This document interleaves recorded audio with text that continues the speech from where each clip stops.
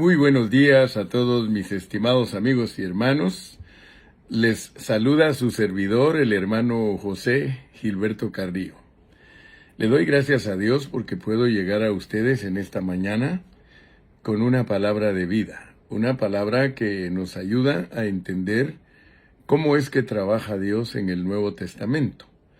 Ya gracias al Señor hemos estado considerando todo el trabajo de Dios desde la eternidad pasada. ¿Se recuerdan ustedes que hablamos de las 42 generaciones que usó Dios para que Cristo naciera aquí en esta tierra y de esa manera nosotros conocer el origen de Dios como hombre, pero también conocer el origen de Dios como un ser divino, como alguien que está fuera de la esfera espiritual?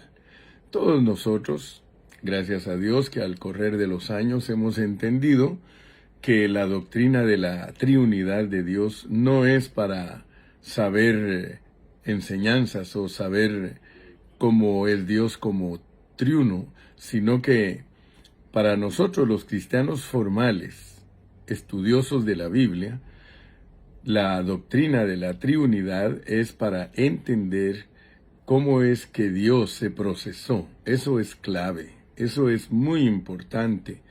Hay hermanos que han existido antes de nosotros y ellos descubrieron que Dios ha pasado por un proceso para llegar al hombre.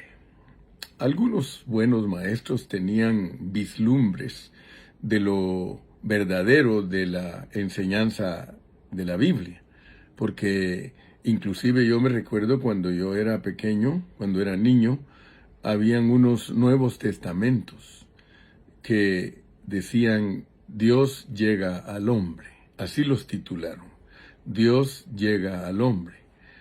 O sea que lo que los judíos no quisieron, por mandato divino, por supuesto, porque dice que en parte Dios los cegó, ellos no quisieron creer en el Antiguo Testamento como una sombra y se negaron a aceptar el Nuevo Testamento. Dijeron que el Nuevo Testamento no era para ellos, ignorando la revelación progresiva de Dios, porque Dios no solamente se revela desde la eternidad pasada, sino que se reveló a través de sombras, tipos, parábolas, metáforas en el Antiguo Testamento. Cristo mismo, cuando habló aquí en la tierra, les dijo a los religiosos y también a sus discípulos que todo lo que estaba escrito en el Antiguo Testamento era de Él.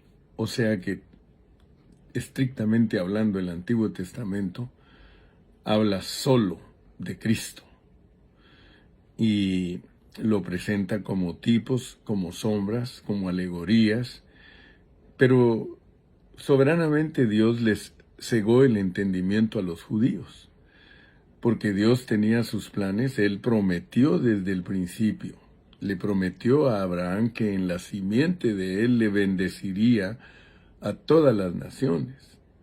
Entonces los judíos no ponen atención a esa declaración de Dios de que a través de Abraham no solamente bendeciría a los judíos y a los árabes, sino que bendeciría a las naciones. Por supuesto que los árabes son parte de las naciones, pero Dios fue el que le prometió a Abraham que a través de su simiente bendeciría a todas las familias de toda la tierra. Y cuando uno llega a Gálatas, si no tuviésemos Gálatas, nosotros no entenderíamos que la promesa que Dios le hizo a Abraham fue dar el Espíritu, darse Él mismo a las personas. Por eso les decía que cuando yo era niño salieron esos nuevos testamentos que se titulaban Dios llega al hombre. Porque esa es la realidad, que a través del Nuevo Testamento se ve la llegada de Dios al hombre. Por eso cuando estudiamos, vuelvo a repetir, cuando estudiamos las 42 generaciones, nosotros entendemos que Dios nace en esta tierra como hombre y se nos demuestra por medio de todo el panorama bíblico, especialmente el Nuevo Testamento, qué clase de Dios nos vino en la persona de Jesucristo. Y eso es lo que hemos estado considerando, la clase de Dios que nos vino en la persona de Jesucristo. Pero lo más importante, y no olvidemos el mensaje de ayer, que el aspecto número 24 es que Dios se ha dado a nosotros como el espíritu de su Hijo. Y el aspecto 25 es que esa vida que Dios nos ha puesto adentro de nosotros es para que crezca. O sea, dicho en otras palabras, la semilla del Hijo de Dios, que es Cristo, fue puesta en nuestros corazones para que crezca, para que florezca y que esa vida de Cristo dé fruto a través de nosotros. Esa es la pureza del Evangelio. Si usted como predicador predica eso, Dios lo va a bendecir. Dios me ha bendecido mucho a mí. Y no le estoy hablando de bendiciones económicas porque algunos creen que la bendición de Dios es solamente económica y que cuando uno predica la palabra, Dios le puede regalar mucho dinero, pero esa no es la filosofía del hermano Carrillo, no. Mi filosofía es de que si nosotros somos fieles a Dios, Dios siempre nos va a respaldar y nunca vamos a necesitar mendigar ninguna cosa física ni material. Dios nos va a proveer para nuestras necesidades. Y yo soy un siervo que toda mi vida he trabajado en lo secular y también he trabajado en la obra de Dios. Entonces, después de esta pequeña introducción, vamos a continuar con el aspecto número 26. Aspecto número 26. Porque con el aspecto 26 vamos a descubrir algo muy importante. Y vamos a comenzar con Filipenses 2:13. Filipenses 2:13. No se olvide, este aspecto 26 es que Dios opera en los creyentes en vida, como vida. O sea que la operación de Dios en nosotros es a través de su vida.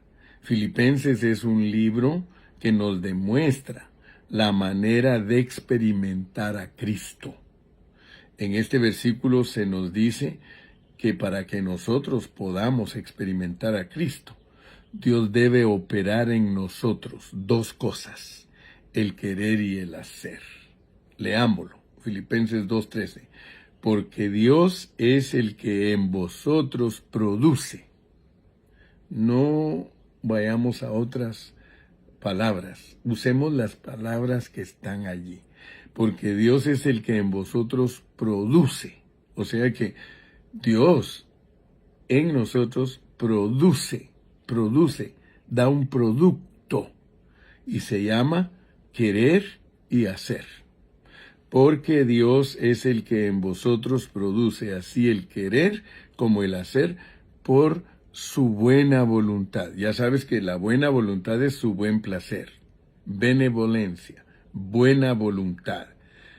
Porque Dios es el que en vosotros produce así el querer como el hacer por su buena voluntad. Ok. Como nosotros, gracias a Dios, tenemos muchos años de estar estudiando la palabra, Dios nos ha bendecido con cierta medida de experiencia.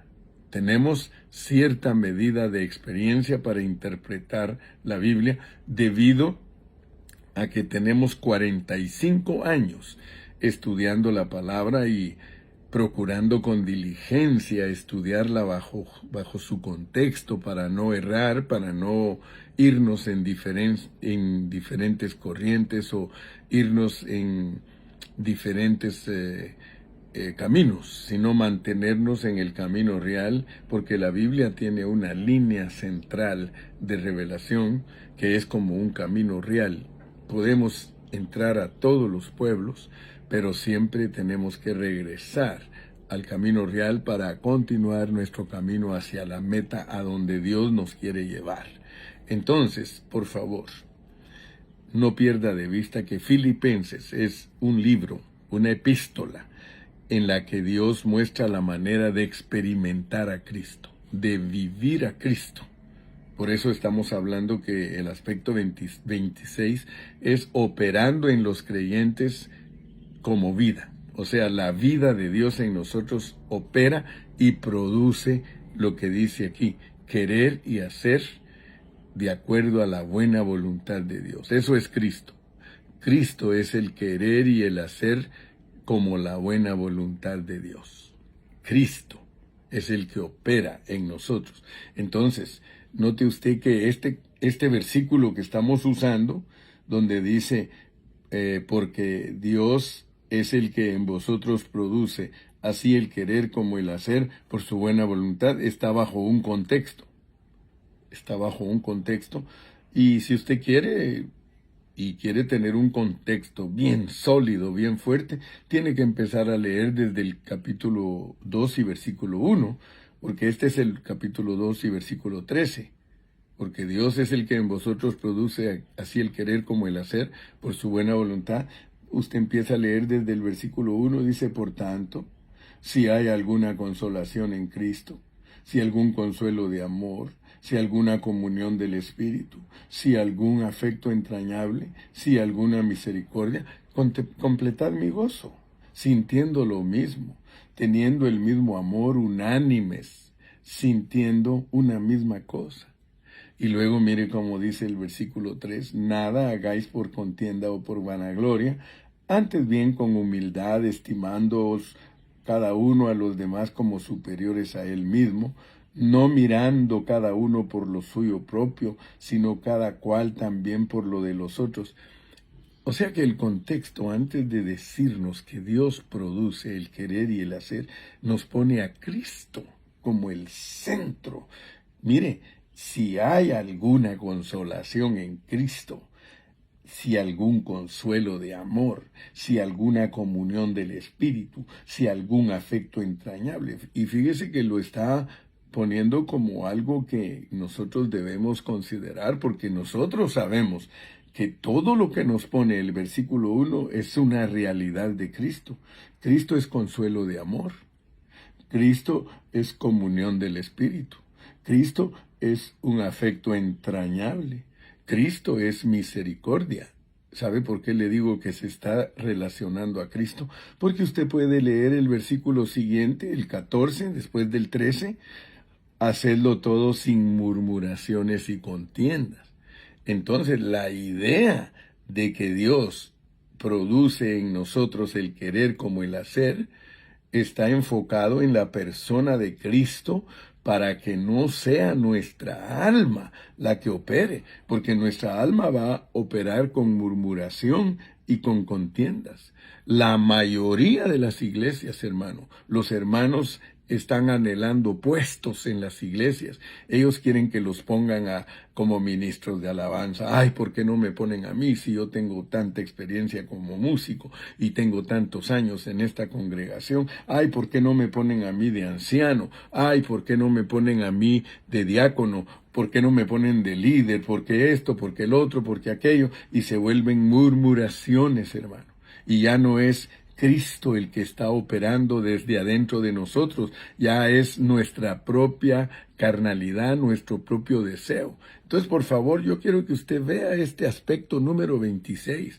Este aspecto es muy, muy, muy importante porque es dejar a Cristo que produzca en nosotros el querer y el hacer.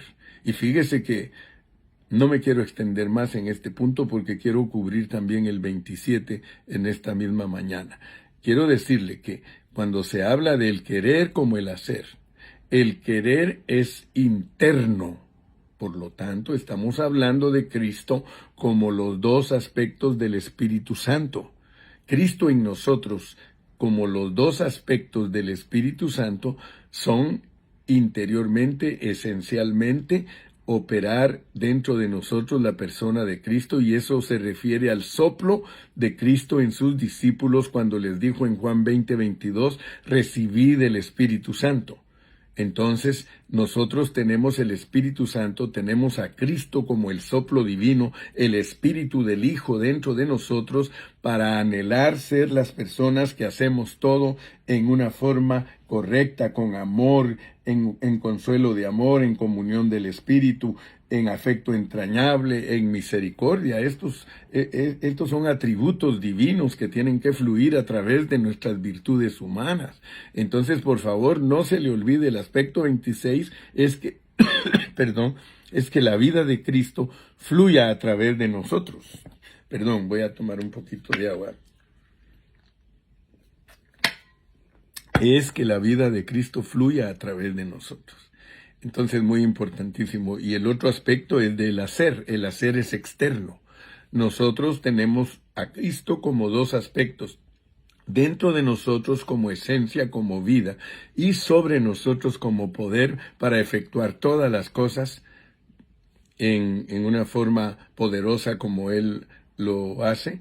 Empero recibiréis poder cuando haya venido sobre vosotros el Espíritu Santo y me seréis testigos. Entonces, aquí en este versículo de Filipenses 2, versículo 13, porque Dios es el que en vosotros produce así el querer como el hacer, tiene que ver con nuestro aspecto interno y nuestro aspecto externo de Cristo como el Espíritu. Él es el que produce todo el querer de nosotros internamente y el hacer de nosotros externamente, lo cual se convierte en la buena voluntad de Dios. Ese es el aspecto 26. Luego entremos entonces al aspecto 27, así en esta mañana cubrimos dos aspectos. El aspecto 27 es que Dios opera todas las cosas en los creyentes. No pierda de vista el querer y el hacer y el operar. Vamos a leer aquí en 1 Corintios 12:6, porque nosotros debemos de entender que Dios no solo opera internamente en nosotros, sino también externamente. La operación de Dios, hablando de los dones espirituales, 1 Corintios 12:6, hablando de los dones espirituales. Concerniente a los dones espirituales, nosotros no debemos manipularlos, ni debemos inventarnos cosas como hoy día el pentecostalismo ha inventado tantas cosas. Los dones del Espíritu Santo son reales, no se pueden negar, no se pueden prohibir, tienen que fluir en la vida de la iglesia, pero debemos tener cuidado, porque muchos los han manoseado, los han manipulado y en la carne hacen creer a la gente que están operando los dones. Pero note por favor, hablando de los dones espirituales, concerniente a su distribución de operación, el apóstol Pablo dice en 1 Corintios 12:6, hay diversidad de operaciones, pero Dios, que hace todas las cosas en todos, es el mismo.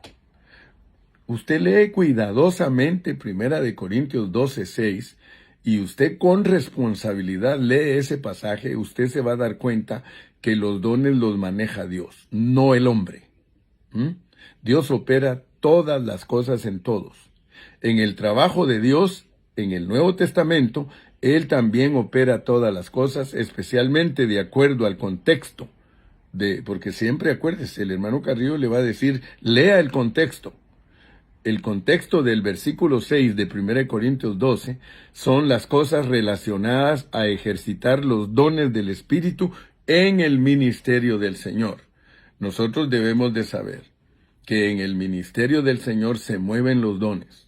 O sea que no solamente está el querer de Cristo dentro de nosotros, sino el hacer de Cristo, porque el hacer de Cristo corresponde a las operaciones, a lo que el Señor produce a través de nosotros por medio de los dones.